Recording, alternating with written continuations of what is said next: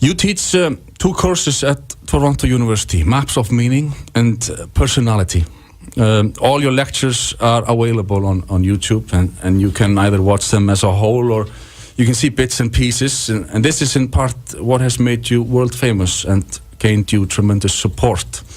And those videos, they seem to be full of all sorts of coaching advices, from raising children to relationship advices, being a good person and facing all sorts of challenges. Can you talk a little bit about these two courses?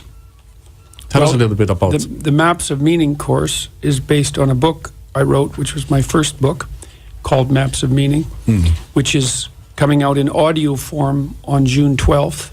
It's a very difficult book, I would say. I wrote it not so much to communicate, let's say, with the general public, but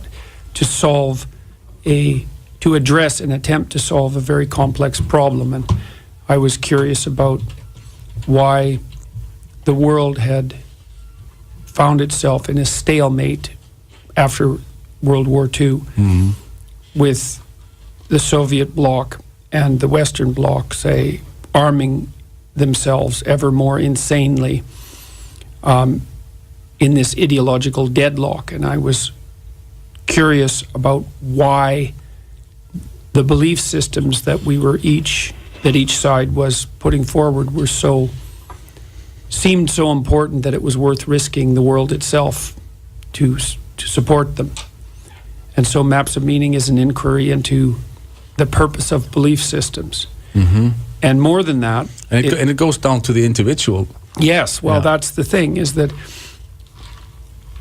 what I came to understand, I think, was that the proper way forward, the proper way of conceptualizing the world is one that's individual-centered.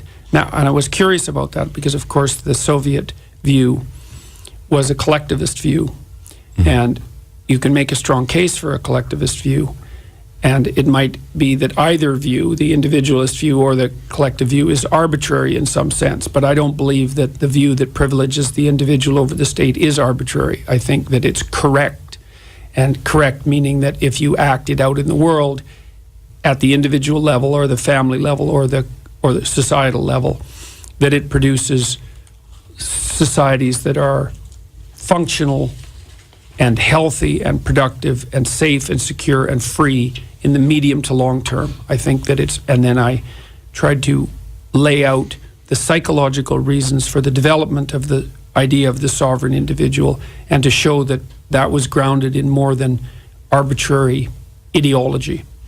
And so Maps of Meaning, the course, that's been a very popular course. I taught that at Harvard for 6 years and then at the University of Toronto ever since. And it's generally regarded as a course that changes people's lives. Yeah, so many of your students say that. Yes, it's a very common response. And why do you think that is? How does it change the students? Well, we have a lot of explicit thoughts that we can articulate, but they're grounded in other forms of thinking. They're grounded in images and artistic expression and narratives. So we're fundamentally grounded in the world inside stories. And Maps of Meaning is an attempt to lay out the structure of those stories and to say, look, here's how the world is composed. It's composed of chaos and order, which is a strange way of looking at it. And on top of that, there's an ethical struggle which has been formulated most typically as a battle between good and evil. And I think that that's the right way of looking at the world, is that human beings are engaged in the struggle between good and evil on a background of chaos and order. And Maps of Meaning is an attempt to explain what those categories mean in terms that you can grip and that you can use conceptually and practically in the world. So it's not merely a high-level abstract discussion, although it is that in part. It's an attempt to take that high-level abstract discussion and say, here's why, if you know that, you will be able to operate more effectively in the world. And I think that once you know these categories, you can operate more effectively in the world. It strengthens your resilience in the face of catastrophe, for example. It's encouraging. It helps reestablish the dignity of the individual and to describe why that's a real thing, and the most real thing even. And so it's very salutary for people, because everyone doubts the utility. People doubt their own value. That's probably the most precise way of putting it. And there are reasons that you shouldn't doubt your value. They're deep reasons, and so Maps of Meaning lays that out. There was one thing that grabbed me. You were talking about what sort of person you want to be when you're in the face of maybe a death in the family. Can you elaborate a little bit on that? Things, well, you know, people, it's not easy for people to determine what their goals should be in our culture, because our culture is, I would say, materialistic, and there's some positive things about that, but somewhat shallow in its ethical orientation. And so we think, well, people should strive to be happy, and I think that that's a weak aim. Not that there's anything wrong with being happy. If it happens, great, but it's a side effect of something else. I see. It's not a goal in and of itself. A better goal is to be courageous and resilient and strong. And one of the... But that's a taboo today, some would say. It's because people don't understand it well. Like, I've told my students that they should try to be the strongest person at their father's funeral. Because you're going to face tremendous adversity in your life, and you need to think through what sort of person you want to be under conditions of adversity.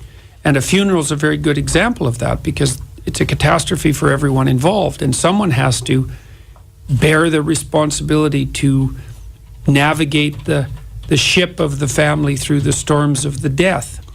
And if you think about a person that can do that, obviously such a person is admirable, and there's every reason to set your goal as the development of an admirable character. Something else we don't talk about anymore. It's as if the whole idea of admirable character has been dispensed with. Yes. And I think that's associated with the idea, at least in part, of the tyrannical patriarchy.